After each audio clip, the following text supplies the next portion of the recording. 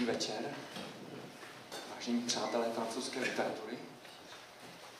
Je mou milou povinností přivítat vás na předposledním večeru autorského čtení, kde bude číst ze své poslední knihy, ze svého posledního a prvního románu francouzský spisovatel Laurent Binet, který k nám přijel až z daleké Paříže, kde působí jako středoškolský profesor. Tato jeho profese mu dala materii pro jeho prvotinu, přesně řečeno tedy pro jeho prozaickou prvotinu, která se jmenuje Profesionální život Laurent B. Je to vlastně kniha o nadšení, o dojmech i o deprivacích středoškolského profesora na pařížském předměstí. Další kniha, kterou bych měl zmínit, je lehce surrealistický text, který se jmenuje Síly a slaboty našich sliznic, tak pokud bych to měl přeložit. A to, že tato kniha vlastně čerpá z surrealismu, není vůbec náhodou, protože autor Laurent Binet se zabýval i surrealistickou poezií a přesněji ještě českou surrealistickou poezií. Zúčastnil se totiž, nebo byl jedním z překladatelů Nezvalovy básnické sbírky Praha z prsty deště. Tato sbírka ve francouzštině vyjde během příštího roku, takže je to vlastně pro nás také velká čest tady přivítat překladatele z češtiny do francouzštiny. Dnes nám tedy přečte z knihy, která se jmenuje HHH, což je vlastně zkrátka věty, nebo jsou to vlastně iniciály, nebo první písmena slov ve větě. Himmlerův mozek se jmenuje Heydrich, tak v němčině. Tato kniha vyšla letos ve vydavatelství Grasset a autor za ní dostal prestižní ocenění Goncourtovu cenu za první román. Předávám slovo autorovi, který by vám určitě rád něco řekl o tom, proč se rozhodl takovou knihu napsat.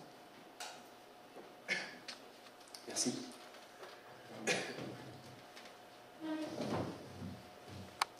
Je voudrais dire tout d'abord que je regrette d'avoir oublié le peu de tchèque que j'ai appris quand j'ai eu l'occasion de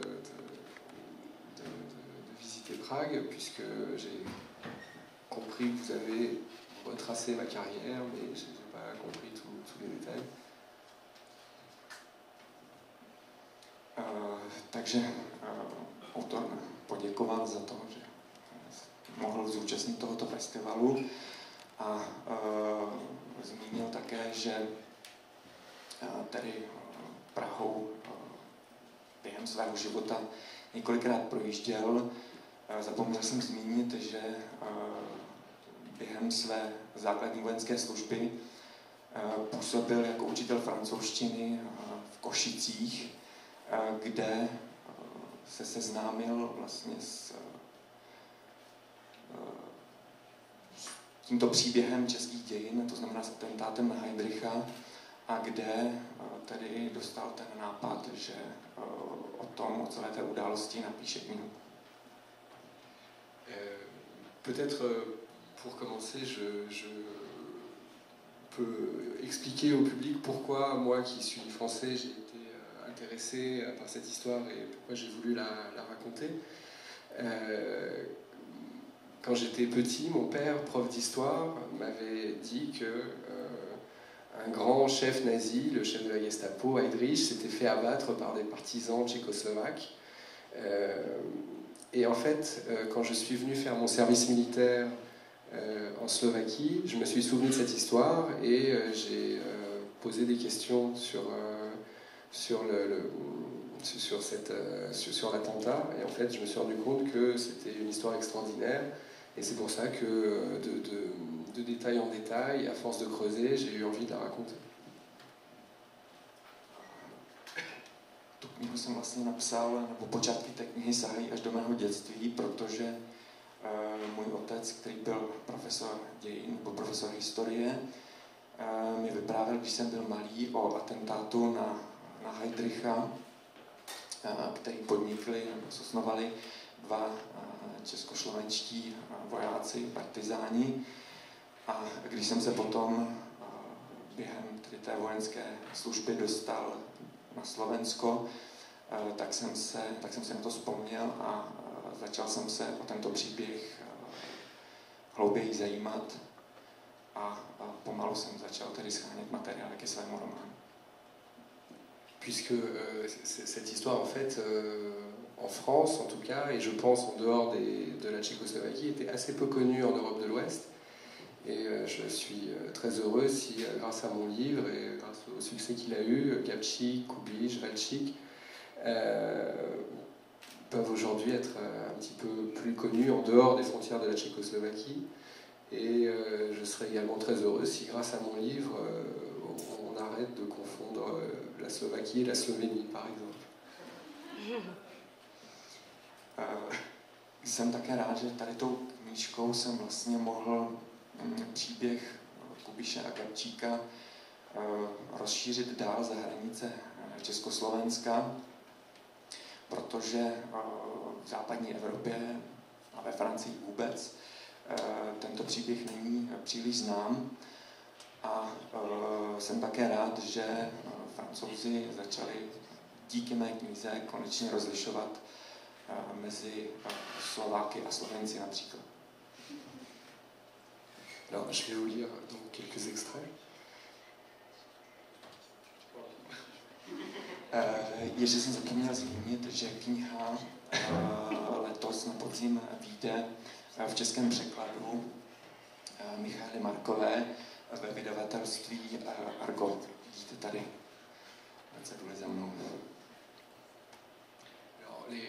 Faites-moi signe si ce que je lis, ceux qui sont bilingues, faites-moi signe si ce que je lis ne correspond pas à ce qui est écrit, ça veut dire que je me suis trompé de page. Gabčík, c'est son nom, est un personnage qui a vraiment existé. A-t-il entendu au dehors, derrière les volets d'un appartement plongé dans l'obscurité, seul, allongé sur un petit lit de fer, a-t-il écouté le grincement tellement reconnaissable des tramways de Prague? Je veux le croire. Comme je connais bien Prague, je peux imaginer le numéro du tramway, mais peut-être a-t-il changé son itinéraire et l'endroit d'où, derrière les volets clos, Gabčík attend, allongé, pense et écoute. Nous sommes à Prague, à l'angle de Vyšehradska et de Trojička. Le tramway numéro 18 ou 22 s'est arrêté devant le jardin botanique. Nous sommes surtout en 1942.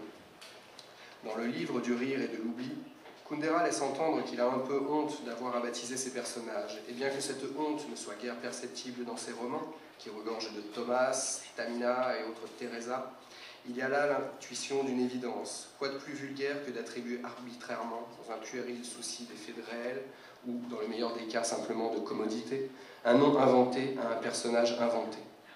Kundera aurait dû, à mon avis, aller plus loin. Quoi de plus vulgaire en effet qu'un personnage inventé? Gabčík, lui, a donc vraiment existé, et c'était bel et bien à ce nom qu'il répondait, quoique pas toujours. Son histoire est tout aussi vraie qu'elle est exceptionnelle. Lui et ses camarades sont, à mes yeux, les auteurs d'un des plus grands actes de résistance de l'histoire humaine et, sans conteste, du plus haut fait de résistance de la Seconde Guerre mondiale. Depuis longtemps, je souhaitais lui rendre hommage. Depuis longtemps, je le vois allongé dans cette petite chambre, les volets clos, fenêtres ouvertes, écouter le grincement du tramway qui s'arrête devant le jardin botanique. Dans quel sens? Je ne sais pas. Mais si je couche cette image sur le papier, comme je suis sournoisement en train de le faire, je ne suis pas sûr de lui rendre hommage. Je réduis cet homme au rang de vulgaire personnage et ses actes à de la littérature.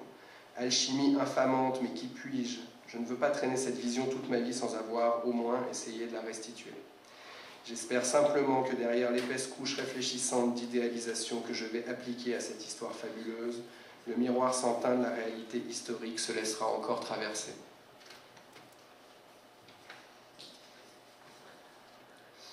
Ça va, ça colle?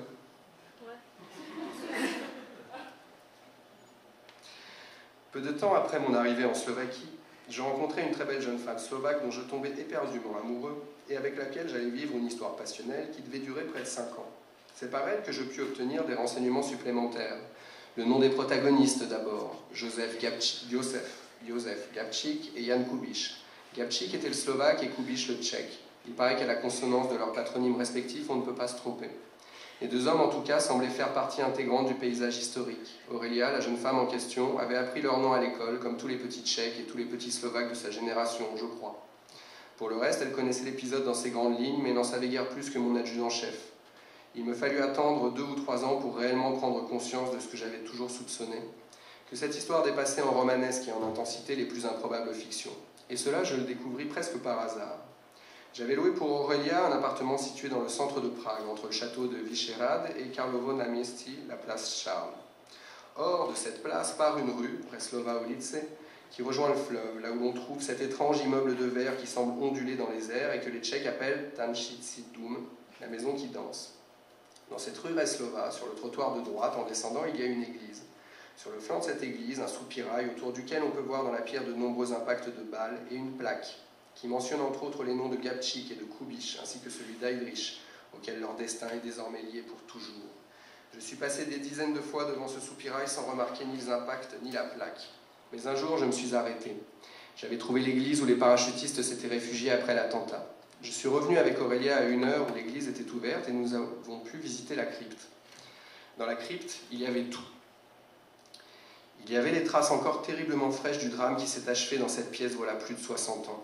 L'envers du soupirail aperçu de l'extérieur, un tunnel creusé sur quelques mètres, des impacts de balles sur les murs et les plafonds voûtés, 2 petites portes en bois. Mais il y avait aussi les visages des parachutistes sur des photos, dans un texte rédigé en tchèque et en anglais. Il y avait le nom d'un traître, il y avait un imperméable vide, une sacoche, un vélo réuni sur une affiche. Il y avait bien une mitraillette Sten qui s'enraye au pire moment. Il y avait des femmes évoquées, il y avait des imprudences mentionnées, il y avait Londres, il y avait la France, il y avait des légionnaires, il y avait un gouvernement en exil, il y avait un village du nom de Lidice, il y avait un jeune guetteur qui s'appelait Valčík, il y avait un tramway qui passe, lui aussi au pire moment, il y avait un masque mortuaire, il y avait une récompense de 10 millions de couronnes pour celui ou celle qui dénoncerait, il y avait des capsules de cyanure, il y avait des grenades et des gens pour les lancer, il y avait des émetteurs radio et des messages codés, il y avait une entorse à la cheville, il y avait la pénicilline qu'on ne pouvait se procurer qu'en Angleterre, il y avait une ville entière sous la coupe de celui qu'on surnommait le bourreau. Il y avait des drapeaux à croix gammée et des insignes à tête de mort. Il y avait des espions allemands qui travaillaient pour l'Angleterre.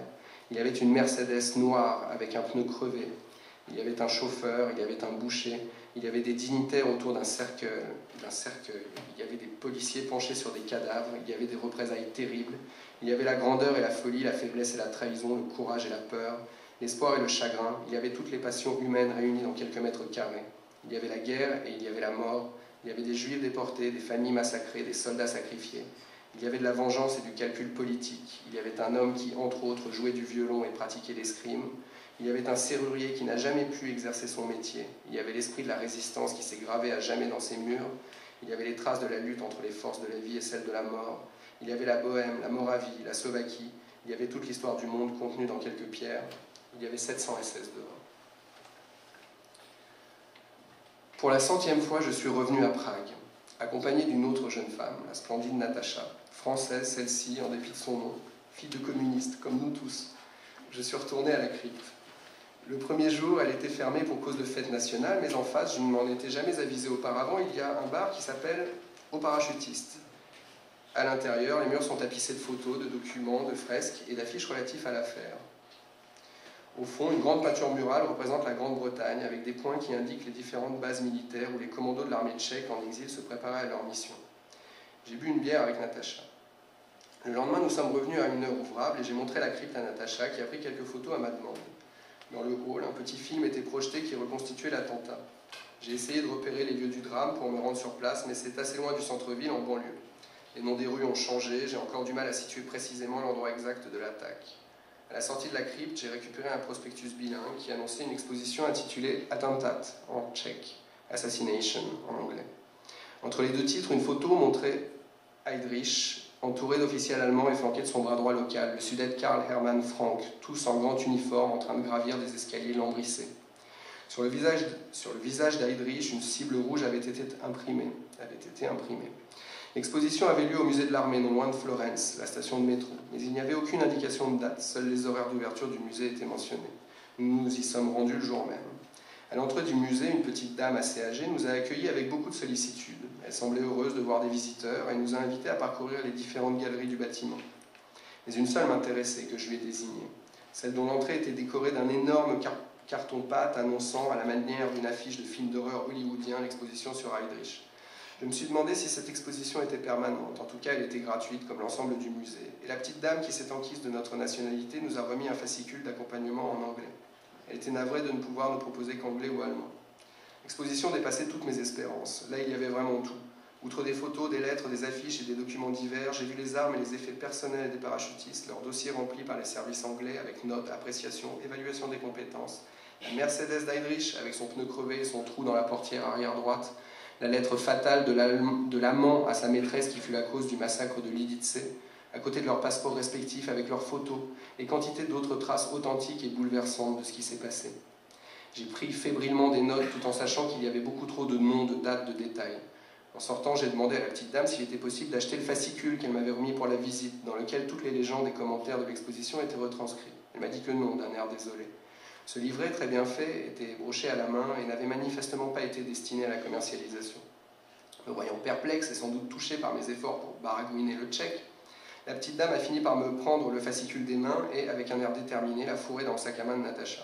Elle nous a fait signe de nous taire et de partir. Nous l'avons saluée avec effusion. Il est vrai que, vu le nombre de visiteurs du musée, le fascicule n'a assurément fait défaut à personne.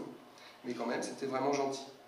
Le surlendemain, 1 heure avant le départ de notre bus pour Paris, je suis retourné au musée pour offrir des chocolats à cette petite dame qui, toute confuse, ne voulait pas les accepter.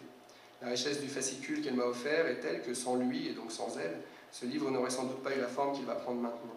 Je regrette de n'avoir pas osé lui demander son nom pour pouvoir la remercier encore un peu plus solennellement ici.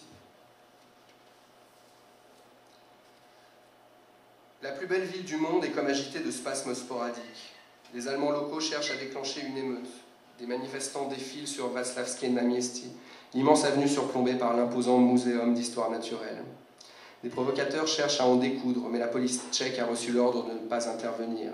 Les violences, les pillages, les vandalismes de ceux qui attendent l'arrivée de leurs frères nazis sont des cris de guerre dont le silence de la capitale ne renvoie aucun écho. C'est la nuit qui s'abat sur la ville. Un vent glacé vient balayer les rues de Prague. Seule une poignée d'adolescents excités adresse encore quelques insultes à des policiers en faction aux abords de la Deutsches Haus, la maison de l'Allemagne. Sous l'horloge astronomique, place de la vieille ville, le petit squelette tire sur sa cordelette comme il le fait toutes les heures depuis des lustres. Minuit sonne.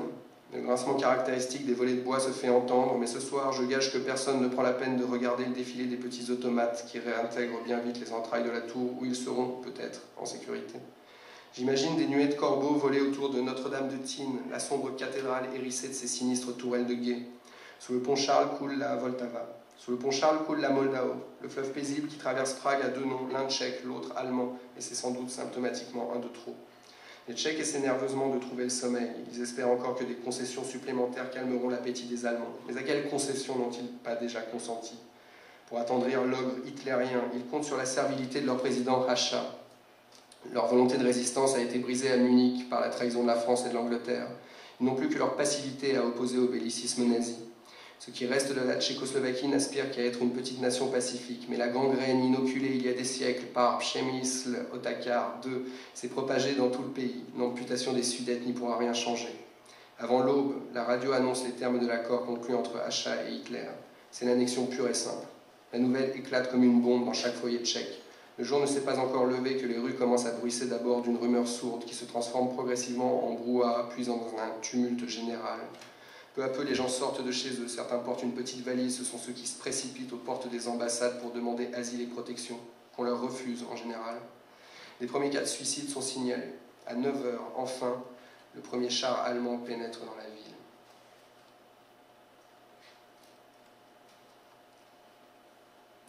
C'est une ambiance de photos en noir et blanc qui flotte fatalement sur Prague en 1942. Les passants hommes portent des chapeaux mous et des costumes sombres, tandis que les femmes portent ces jupes cintrées qui leur donnent à toutes des airs de secrétaire. Alors, qu'est-ce qui se passe? Les feux, ils sont 33. 100 combien? 131, mais qu'est-ce que c'est que ce chapitre? Ah bah oui. Ah oui, il est bien en plus. Vous êtes tchèque ou vous êtes slovaque? Vous n'aimez pas qu'on vous dise quoi faire et qu'on fasse du mal aux gens. C'est pourquoi vous décidez de quitter votre pays pour aller rejoindre ailleurs des compatriotes qui résistent à l'envahisseur.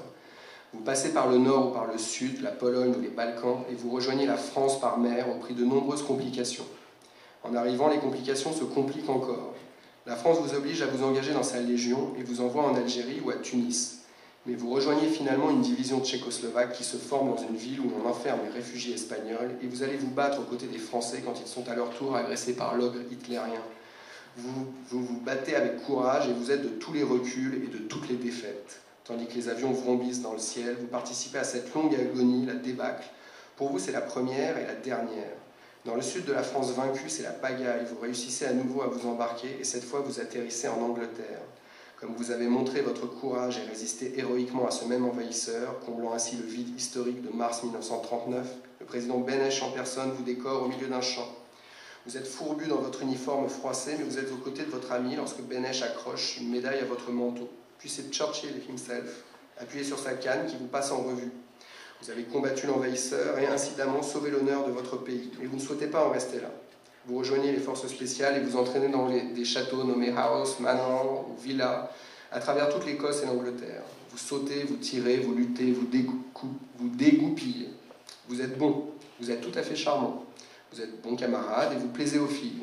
Vous flirtez avec les petites Anglaises. Vous buvez le thé chez leurs parents qui vous trouvent charmant. Vous continuez à vous entraîner en vue de la plus grande mission qu'un pays ait jamais confiée à deux hommes seuls. Vous croyez en la justice et vous croyez en la vengeance.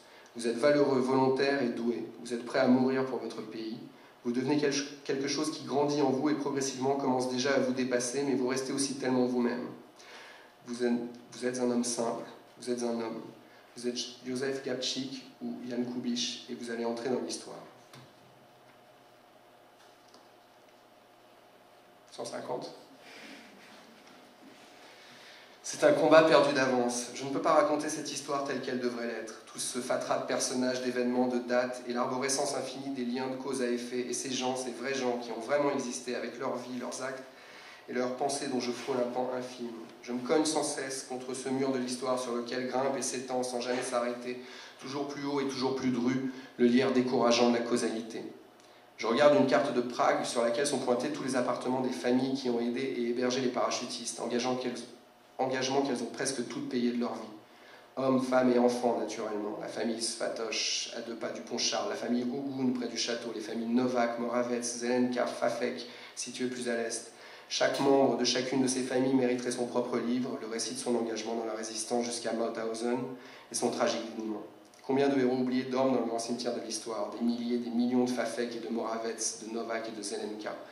Ceux qui sont morts et il leur est bien égal qu'on leur rende hommage. Mais c'est pour nous les vivants que cela signifie quelque chose. La mémoire n'est d'aucune utilité à ceux qu'elle honore, mais elle sert celui qui s'en sert, avec elle je me construis et avec elle je me console. Aucun lecteur ne retiendra cette liste de noms, pourquoi le ferait-il? Pour que quoi que ce soit pénètre dans la mémoire, il faut d'abord le transformer en littérature. C'est moche, mais c'est comme ça. Je sais déjà que seuls les Moravec et peut-être les Fafek trouveront place dans l'économie narrative de mon récit. Les Svatoš, Novak, Zelenka, sans compter tous ceux dont j'ignore le nom ou l'existence, retourneront à leur oubli. Mais après tout, un nom qui n'est qu'un nom, je pense à eux, je veux leur dire. Et si personne ne m'entend, ce n'est pas grave, ni pour eux, ni pour moi. Un jour, peut-être d'ailleurs, quelqu'un qui aura besoin de réconfort écrira l'histoire des Novak et des Svatoš, des Zelenka ou des Fafek. C'est donc une ambiance de photos en noir et blanc qui flotte fatalement sur Prague en 1942. Les passants hommes portent des chapeaux mous et des costumes sombres, tandis que les femmes portent ces jupes cintrées qui leur donnent à toutes des airs de secrétaires. Je le sais, j'ai les photos devant moi. Enfin non, j'avoue, j'exagère un peu, pas toutes des secrétaires, des infirmières aussi. Les policiers tchèques, postés au milieu des carrefours pour régler la circulation, ressemblent bizarrement à des bobbies londoniens avec leurs drôles de casques, alors que l'on vient justement d'adopter la conduite à droite, allez comprendre. Les tramways qui passent et repassent en émettant leurs petits sons de clochettes ont l'apparence de vieux wagons de trains rouges et blancs. Mais comment puis-je le savoir puisque les photos sont en noir et blanc? Je le sais, c'est tout. Ils ont des phares ronds qui sont comme des lanternes. Les façades des immeubles dans Nové Město arborent des néons lumineux qui font de la réclame pour toutes sortes de choses. De la bière, des marques de vêtements et Batia, le célèbre fabricant de chaussures, évidemment, au pied de la place Wenceslas. Cette place qui a tout d'une avenue géante, presque aussi longue et large que les Champs-Élysées. À vrai dire, la ville entière semble se couvrir d'inscriptions et pas seulement des réclames. Des V prolifèrent partout, symbole au départ de la résistance tchèque, mais récupérés par les nazis comme une exhortation à la victoire finale du Reich en guerre. Des V sur les tramways, les voitures, parfois même gravées sur le sol, des V partout que se disputent les forces idéologiques en présence. Sur un mur nu, des graffitis. Jidiven, les juifs dehors. Dans les vitrines, des précisions rassurantes. Chiste Aritski, Oprod, magasin purement arien. Et au pub, Jada se zdvorgile, bise neho volgilo politice. Il est demandé à notre aimable clientèle de s'abstenir de parler politique. Et puis les sinistres affiches rouges, bilingues, comme tous les panneaux indicateurs de la ville. Je ne parle pas des drapeaux et autres bannières, évidemment. Jamais aucun drapeau n'aura autant dit ce qu'il veut dire que cette croix noire sur disque blanc sur fond rouge. Cela dit, quelqu'un m'a fait remarquer un jour que c'était exactement les couleurs de Darty. J'avoue que ça m'a laissé perplexe. Quoi qu'il en soit, le climat de la Prague des années 40 ne manque sûrement pas de cachet à défaut de sérénité. Sur les photos, on pourrait s'attendre à reconnaître Humphrey Bogart parmi les passants ou Lida Bararova, très belle et très célèbre actrice tchèque. J'ai aussi sa photo sous les yeux en couverture d'un magazine de cinéma, accessoirement maîtresse de Goebbels avant-guerre. Drôle d'époque. Je connais un restaurant qui s'appelle Aux Deux Chats dans la vieille ville, sous les arcades sur lesquelles une fresque représente deux chats géants, dessinés de part et d'autre des arceaux. Mais j'ignore où se trouve, et si même elle existe encore, l'auberge aux Trois Chats. Trois hommes, ils boivent une bière et ne discutent pas politique, ils discutent horaire. Gabčík et Kubiš sont attablés en face d'un menuisier. Mais ce menuisier n'est pas un menuisier ordinaire, c'est le menuisier du château, et à ce titre, il voit arriver tous les jours la Mercedes d'Heydrich, et tous les soirs, il le voit repartir. C'est Kubiš qui lui parle, parce que le menuisier est un morave, comme lui. Alors son accent le rassure.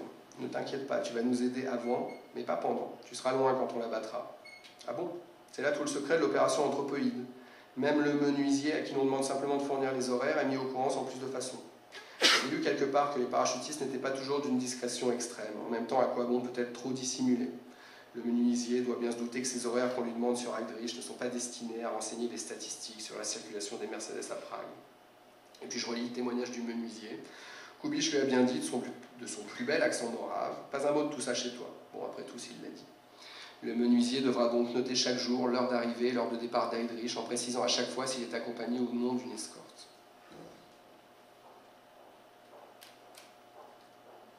Le moment approche, je le sens. La Mercedes est en route, elle arrive. Il flotte dans l'air de Prague quelque chose qui me transperce jusqu'aux os. Les lacets de la route dessinent la destinée d'un homme et d'un autre et d'un autre et d'un autre.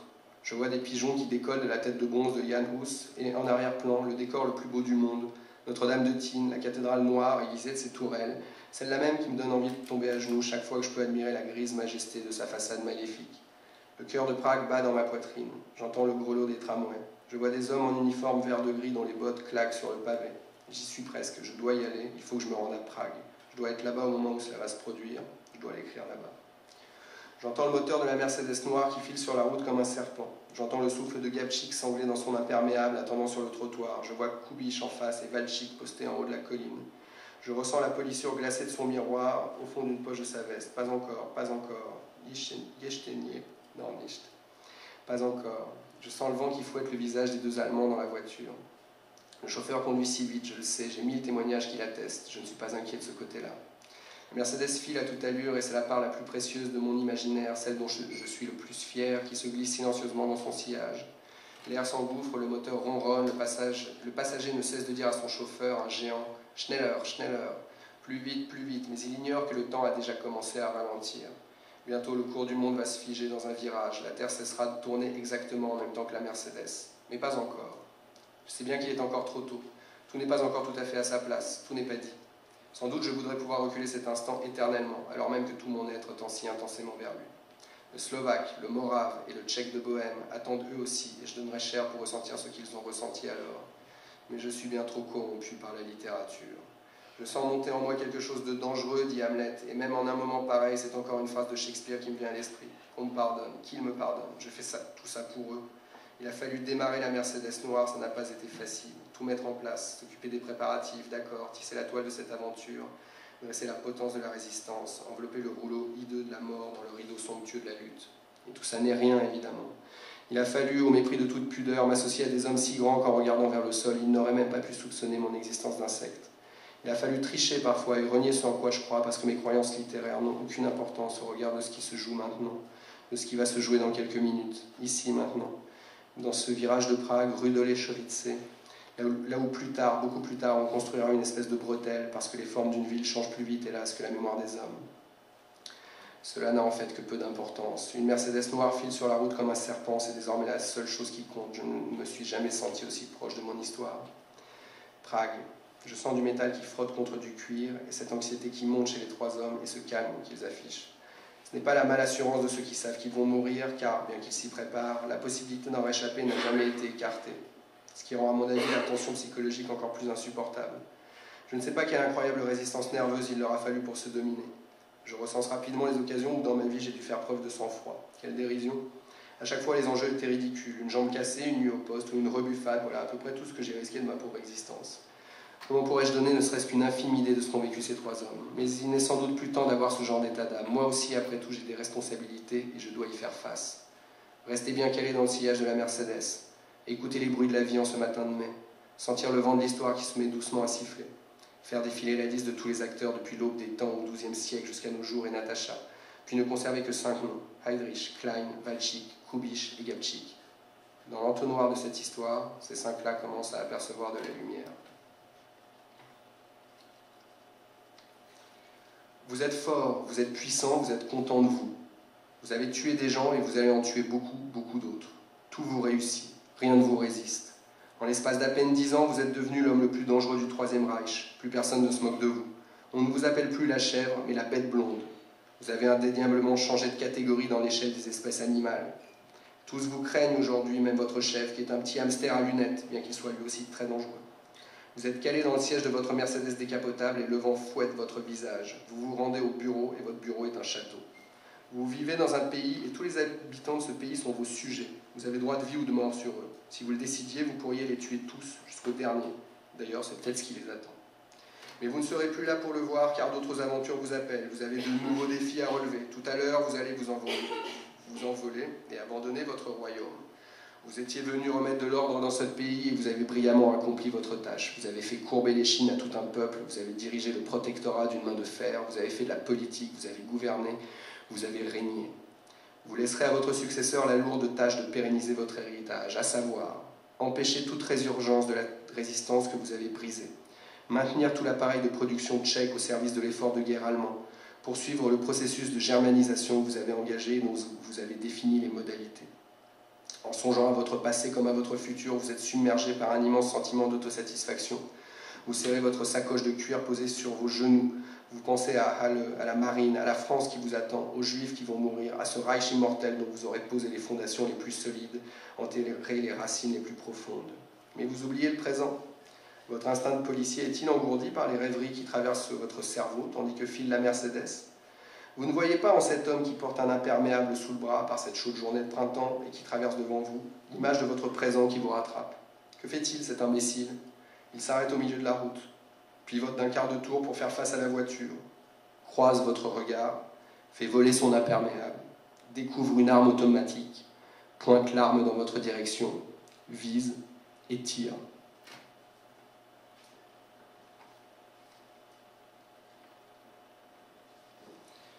C'est le soir et tout est calme.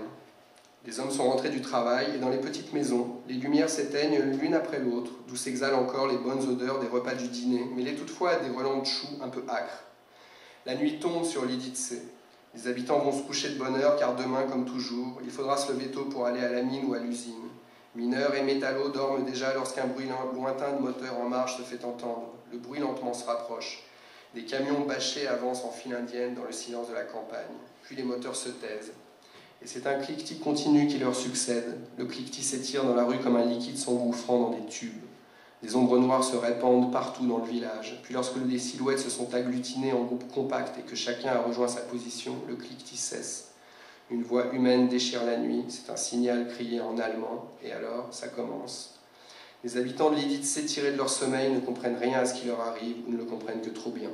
On les arrache à leur lit, on les sort de chez eux à coups de crosse, on les rassemble tous sur la place du village devant l'église.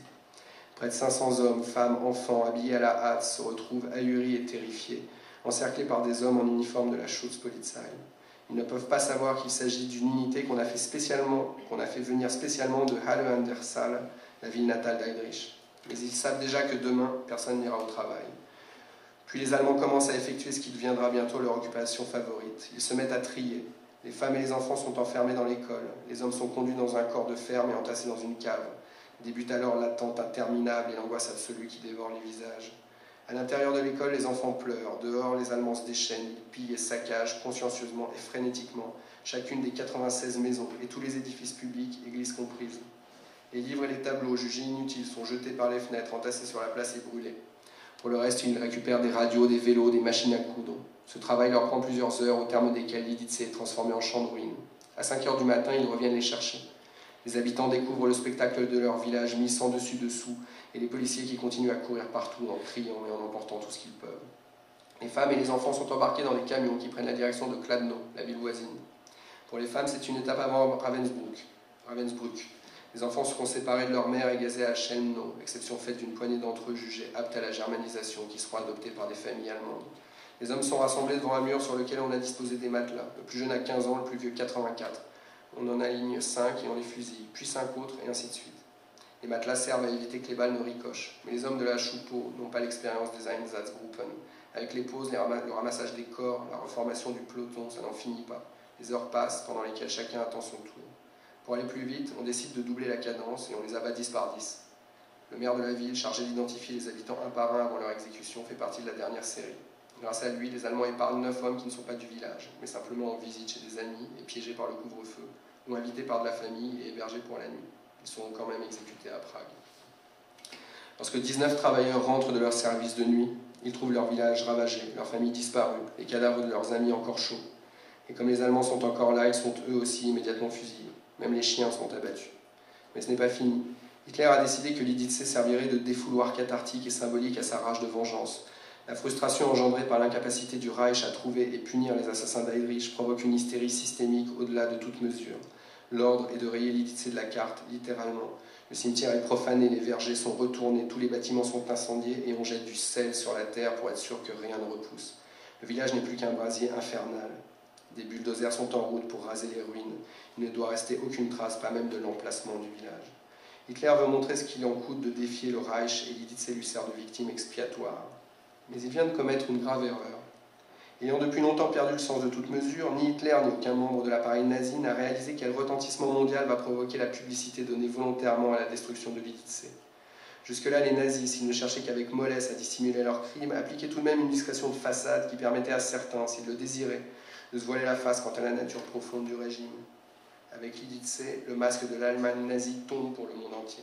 Dans les jours qui suivent, Hitler va comprendre. Pour une fois, ce ne sont pas ces SS qui vont se déchaîner, mais une entité dont il n'appréhende sans doute pas tout le pouvoir, l'opinion mondiale. Les journaux soviétiques déclarent que désormais les gens se battront avec aux lèvres le nom de Lidice. Et ils ont raison. En Angleterre, les mineurs de Birmingham lancent une quête en faveur de la reconstruction future du village. Et on trouve un slogan qui va faire le tour du monde, Lidice vivra.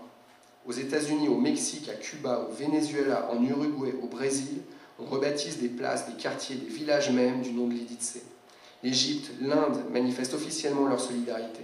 Des écrivains, des compositeurs, des cinéastes, des dramaturges rendent hommage à Lidice dans leurs œuvres. Les journaux, les radios, les télévisions relaient. À Washington, le secrétaire de la Navy déclare « Si les générations futures nous demandent pourquoi nous nous sommes battus dans cette guerre, nous leur raconterons l'histoire de Lidice. Sur les bombes larguées par les Alliés au-dessus des villes allemandes, on écrit au pinceau le nom du village martyr. Et à l'est, sur les tourelles des canons des T-34, les soldats soviétiques font pareil. Hitler, en réagissant comme le vulgaire psychopathe qu'il est, et non comme le chef d'État qu'il est aussi pourtant, va connaître avec Lidice sa plus formidable défaite dans un domaine dont il pensait être le maître. À la fin du mois, la guerre de la propagande au niveau international est irrémédiablement perdue. Mais le 10 juin 1942, ni lui ni personne n'en a encore conscience, et surtout pas Galchik et Kubitsch. La nouvelle de la destruction du village plonge les deux parachutistes dans l'horreur et le désespoir. Plus que jamais, la culpabilité les ronge. Ils ont beau se dire qu'ils ont rempli leur mission, que la bête est morte, qu'ils ont débarrassé la Tchécoslovaquie et le monde de l'une de ces créatures les plus maléfiques. Ils ont l'impression d'avoir eux-mêmes tué les habitants de Lidice, et aussi que tant qu'Hitler ne les saura pas morts, les représailles continueront indéfiniment. Enfermés dans leur crypte, ils ressassent tout ça dans leur pauvre tête brisée par la tension nerveuse et parviennent à la seule conclusion possible, il faut se rendre. Leur cerveau en feu imagine un scénario délirant. Ils vont aller demander à être reçus par Emmanuel Moravec, le Laval tchèque. Une fois introduits, ils lui remettront une lettre expliquant qu'ils sont responsables de l'attentat, l'abattront et se tueront dans son bureau. Il faut toute la patience, l'amitié, la force de persuasion, la diplomatie du lieutenant Opalka, de Valchik et de leurs camarades qui partagent leur séjour dans la crypte pour qu'ils renoncent à ce projet insensé. D'abord, c'est infaisable techniquement. Ensuite, les Allemands ne les croiront pas sur leur bonne mine. Enfin, quand bien même ils parviendraient à réaliser leur plan, la terreur et les massacres avaient commencé bien avant la mort d'Heydrich et continueraient bien après la leur. Rien ne changerait. Leur sacrifice serait complètement vain. Yapchik et Kubich en pleureraient de rage et d'impuissance, mais ils finissent par se laisser convaincre. Toutefois, ils n'arrivent toujours pas à se persuader que la mort d'Heydrich a servi à quelque chose. J'écris peut-être ce livre pour leur faire comprendre qu'ils se trompent.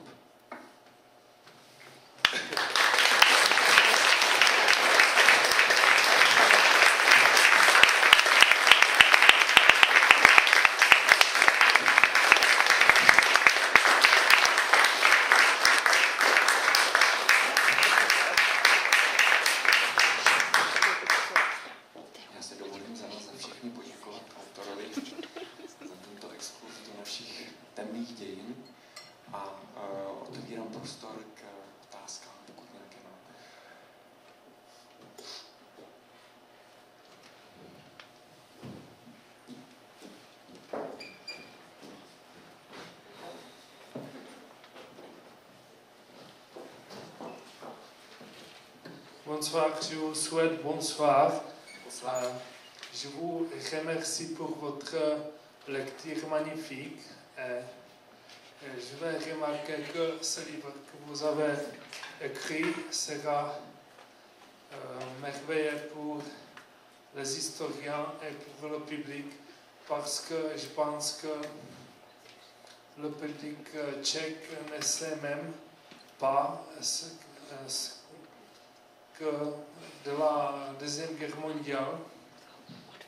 Et mon question est que si vous avez vu le film Pink Floyd The Wall, c'est le film contre les nazis.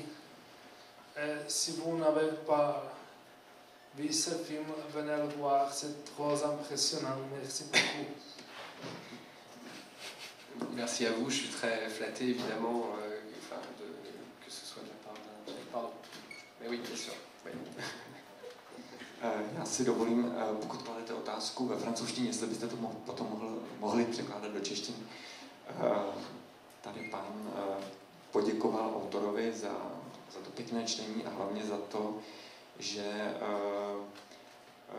vlastně i českému publiku předává knihu o kapitolách českých dějin, o kterých mnozí z nás, nebo mladá generace moc neví.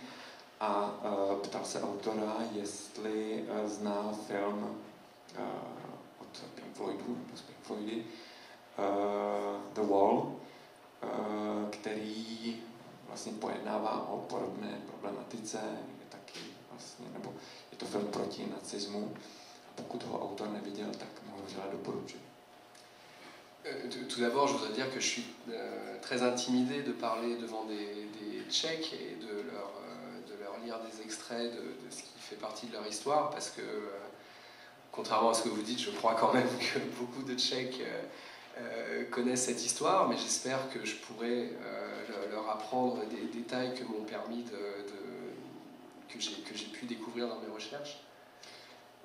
Cítím trochu ostych, samozřejmě vám děkuji, ale cítím trochu ostych před českým publikem, protože vlastně vám tady předčítám něco, co přeci jen asi všichni dobře znáte.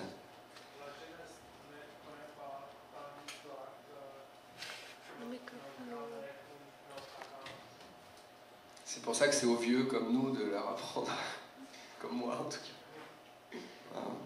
Pan tady dodává, že mládež nezná určitě dějiny tolik, jako, nebo tak dobře, jako jejich babičky a předkové. A že je potřeba jim to tedy předložit tímto způsobem. Et pour répondre à votre question, oui, j'ai vu The Wall il y a très longtemps, le film d'Alan Parker, qui est un film magnifique. Et je me souviens en effet je me souviens des images qui m'avaient marqué du dessin animé avec les avions qui passaient dans le ciel, qui était magnifique, et qui était en effet une sorte de parabole sur la naissance d'un dictateur et d'une dictature. Et c'est vrai que c'est une problématique qui évidemment rejoint toutes les histoires qui traitent de la Deuxième Guerre mondiale et du nazisme, puisque c'est vrai que la question que moi j'ai laissée en suspens, que j'ai pas voulu, à laquelle j'ai pas voulu essayer de répondre, c'est comment est-ce qu'on devient un Heydrich ou comment est-ce qu'on devient un Hitler. C'est vrai que, je sais pas si c'est une question. Enfin, il y a pas de réponse ou il y en a trop, mais c'est vrai que c'est quelque chose de très intriguant,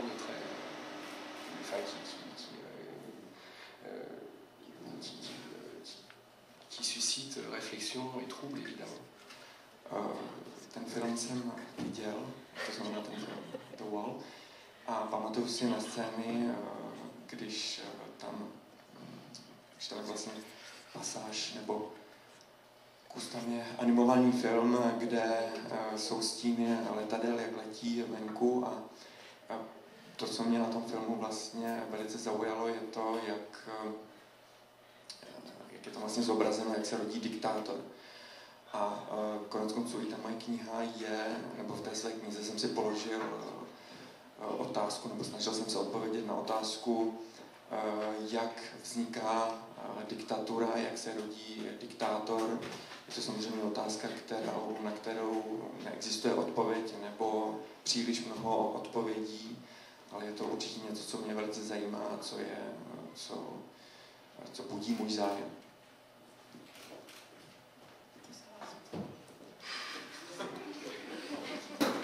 Bonsoir. Především bych vám chtěl poděkovat za knihu, kterou jste napsal, i když nic nedávám věcné chyby, například když píšete o Kubišovi, že byl Čech. Jakkoliv teda na ten jeho moravský původ nejsem až tak hrdý, protože si myslím, že kdyby se nestalo to, co se stalo, tak možná ty lidice mohly být a že ty chyby se ve skutečnosti staly o něco možná dříve v 30. letech na mezinárodní scéně, kde se Hitlerovi příliš ustupovalo.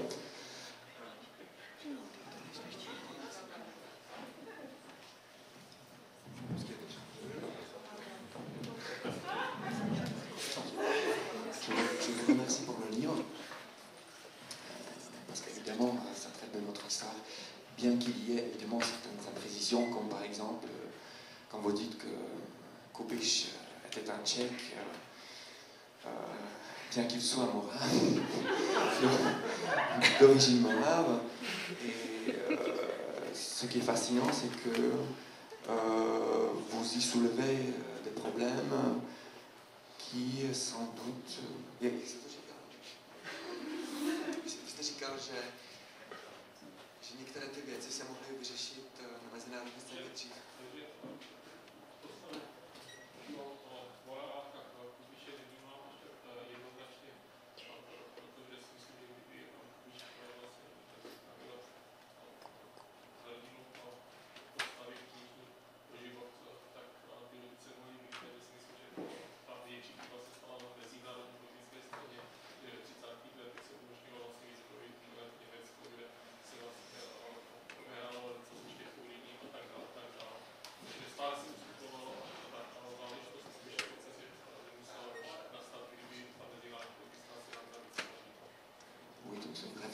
Beaucoup plus historique, beaucoup plus politique aussi. Oui, donc Monsieur Robert voulait juste compléter le fait que si on faisait un petit peu plus attention avant, si on ne reculait pas devant la pression des nazis ou de l'Allemagne, le héros de votre roman pourrait ne pas exister. Et contrairement, donc, le village de Lidice aurait pu exister aujourd'hui. Alors,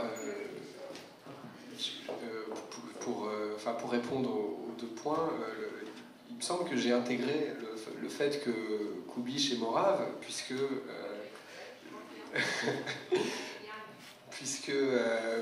c'est justement parce qu'il est morave et qu'il a l'accent morave que à plusieurs reprises il gagne la confiance de résistants qui sont d'origine morave. Peut-être traduire ce premier élément de réponse. Já bych si jenom dovolil podotknout, že ve své knize píšu, že Kubiš byl Moravák, tak, a že měl dokonce moravský přízvuk. Et d'autre part, oui, vous avez raison, tout ça aurait pu être évité, puisqu'évidemment, toute histoire aurait pu prendre un autre cours, et en l'occurrence,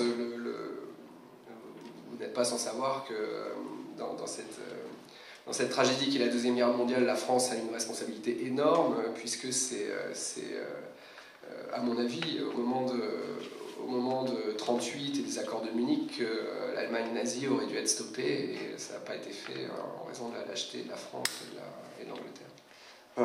Já samozřejmě jsem si vědom toho, že spousta věcí se nemusela vůbec stát, kdyby se zareagovalo jinak. A samozřejmě považuji za velice důležité tady říct, že Francie samozřejmě nese také svou zodpovědnost za to, co se stalo, že vlastně v Mnichově při podpisu Mnichovské dohody to byla i Francie, která umožnila vlastně Německu udělat taková zvěrstva, které Německo udělalo.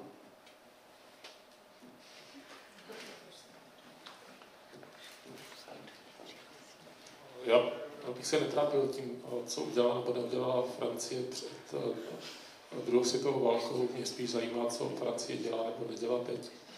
Takže a to se týká samozřejmě i vás, takže abych vyslovil svoje doufání, že když nejste tak úplně sebestřední, co se Francie týče, a zabýváte se i vlastně motivy z Prahy, tak že na svých cestách, kde už jste pobýval v Čechách, pobýval jste na Slovensku, že třeba někdy zavítáte na nějakou delší dobu i sem, nejenom na ty 2 dny sem k nám na Moravu, že z toho vznikne nějaká další kniha a třeba byste se příště mohl inspirovat postavou Goebbelse, který říkal, že 100krát opakovaná lež je pravda, a pokračování by mohlo být o socialistickém školství, kde kniha, z které jsme se učili všichni po 40 let dějiny, vypadala na středních školách, vypadala tak, že tam zmínka o 1/3 německých obyvatel Moravy a Čech se zcrkla na Hance Kundlicha z Knova a o Židech a Moravanech.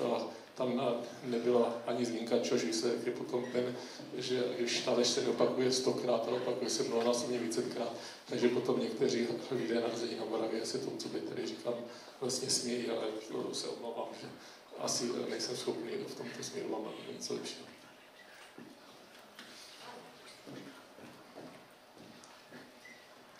Donc,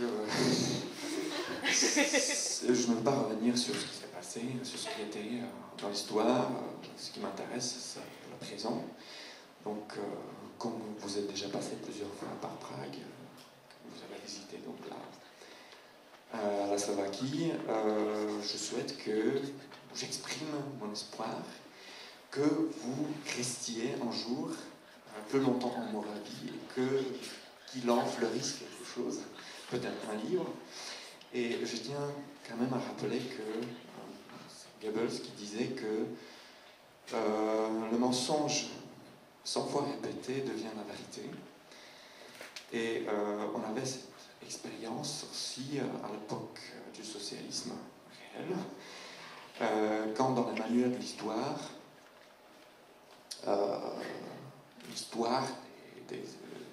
de la population allemande de la République tchèque ou de la Tchécoslovaquie se réduit à la mention de 2 noms que je n'ai pas retenus, que la population juive disparaît complètement de ces manuels-là. Et donc, voilà, ce sont des questions que l'on pourrait ouvrir, peut-être.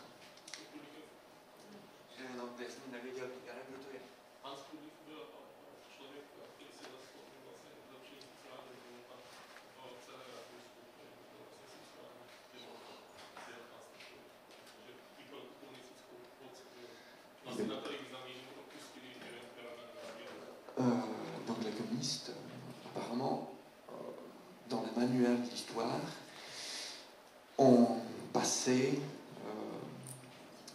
pardonné à Hans Gudlich, un certain Hans Gudlich, un sociodémocrate du régime, qui vivait dans l'Empire austro-hongrois, le fait qu'il était d'origine allemande parce que c'est lui qui a amélioré la condition sociale de la population sous l'Empire austro-hongrois, donc les manuels communistes le mentionnent, même s'il était allemand.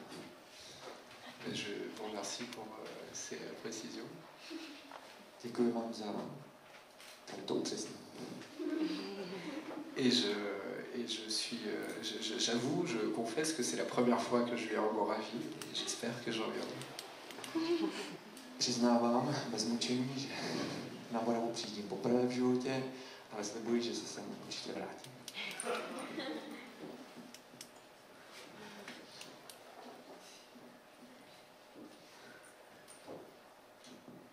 Bonsoir, j'ai une question très simple. Quels sont vos prochains projets littéraires? Já mám jenom jednoduchý dotaz, jaké jsou vaše další literární projekty?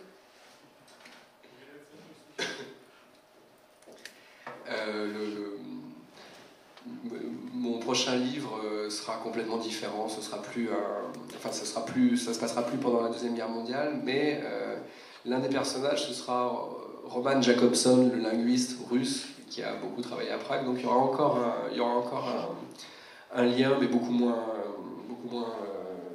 important, mais il y aura quand même encore un lien avec Prague, et avec la Tchéco-Moravie. Attention, Roman Jakobson a enseigné à l'université Masaryk de Brno aussi. Je le note. Attention. Takže další kniha už se nebude odehrávat za druhé světové války. Bude to něco úplně jiného, bude to kniha o Romanu Jakobsonovi, a protože mě vlastně tady jako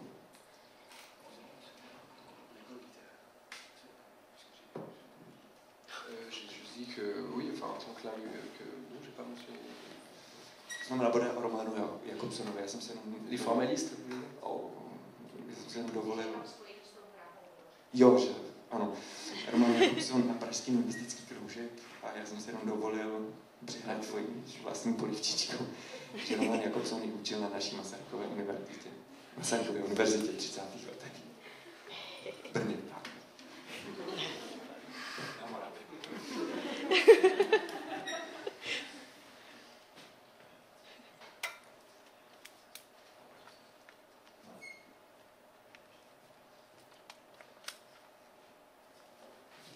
Vypadá, že už se asi nikdo nechce na nic zeptat. Takže asi panu Binetovi poděkujeme za krásné čtení a doufáme, že se mu na Moravě bude líbit.